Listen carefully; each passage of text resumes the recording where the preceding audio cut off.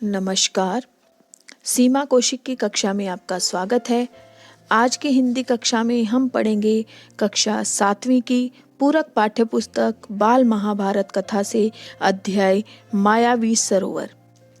बाल महाभारत कथा के लेखक चक्रवर्ती राजगोपालाचारी जी हैं और यह वेदव्यास जी द्वारा रचित महाभारत पर आधारित है। तो पांडव है वो अपनी 12 वर्ष की अवधि पूरी करने के लिए वन में चले जाते हैं और 13वां वर्ष उन्हें अज्ञातवास में बिताना था। उस समय उनको किन किन कठिनाइयों का सामना करना पड़ा, ये सब हम पढ़ रहे हैं।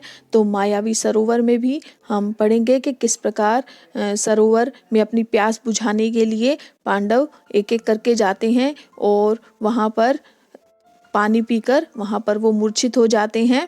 और उसके बाद हम जो अगला अध्याय पढ़ेंगे वो भी उसी से जुड़ा हुआ है, जिसको हम आगे पढ़ेंगे। इसमें हम मायावी सरोवर के बारे में पढ़ रहे हैं। तो शुरू करते हैं हम अपना अध्याय मायावी सरोवर। पांडवों के वनवास की अवधि पूरी होने को ही थी। 12 बरस समाप्त होने में कुछ ही दिन रह गए थे। उन्हीं दिनों एक निर्धन ब्राह्मण की सहायता करते हुए पांचों भाई जंगल में काफी दूर निकल आए। वे थके हुए थे, सो जरा सुस्ताने लगे। युधिष्ठिर नकुल से बोले, भैया जरा उस पेड़ पर चढ़कर तो देखो कि कहीं कोई जलाशय या नदी दिखलाई दे रही है। नकुल ने पेड़ पर चढ़कर देखा और उतरकर कहा कि कुछ दूरी पर ऐसे पौधे दिखाई दे रहे हैं जो पानी के नजदीक ही उगते हैं। आसपास कुछ बगुले भी बैठे हुए हैं, वहीं कहीं आसपास पानी अवश्य होना चाहिए।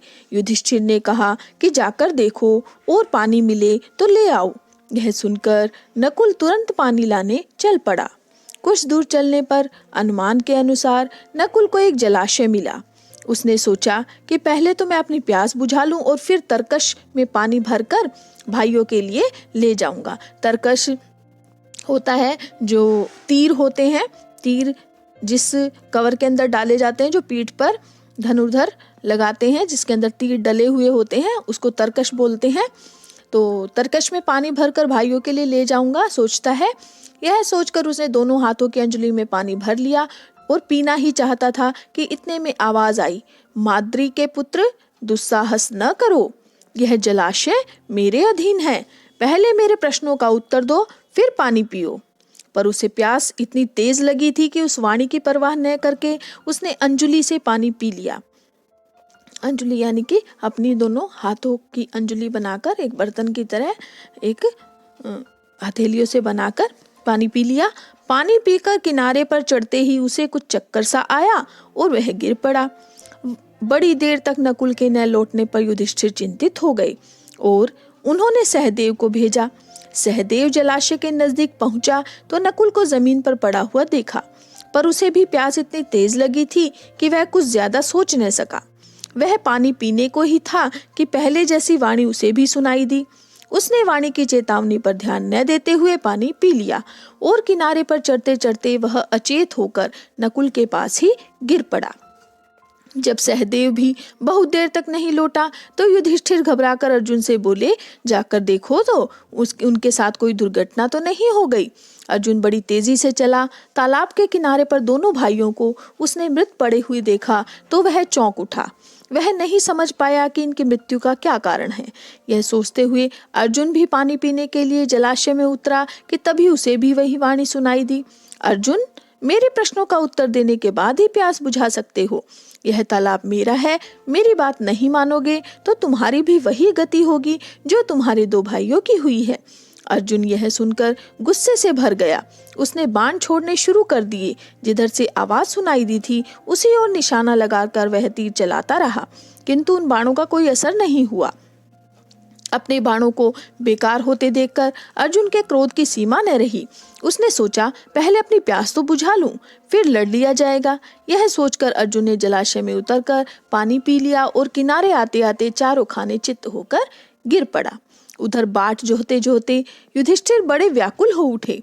भीमसेन से चिंतित स्वर में बोले, भैया भीमसेन देखो तो अर्जुन भी नहीं लौटा, जरा तुम ही जाकर तलाश करो कि तीनों भाइयों को क्या हो गया है। युधिष्ठिर की आज्ञा मानकर भीमसेन तेजी से जलाशय की ओर बढ़ा। तालाब के किनारे पर देखा कि तीनों भाई मरे से पड़े हुए हैं।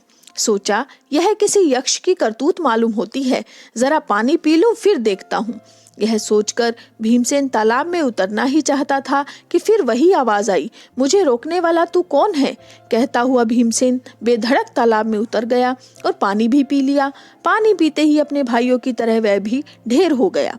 उधर युधिष्ठिर अकेले बैठे घबराने लगे और सोचने लगे कि बड़े आश्चर्य की बात है कि कोई भी अब तक नहीं लौटा। आखिर भाइयों को हो क्या गया? क्या कारण है कि अभी तक वे लौटे ही नहीं?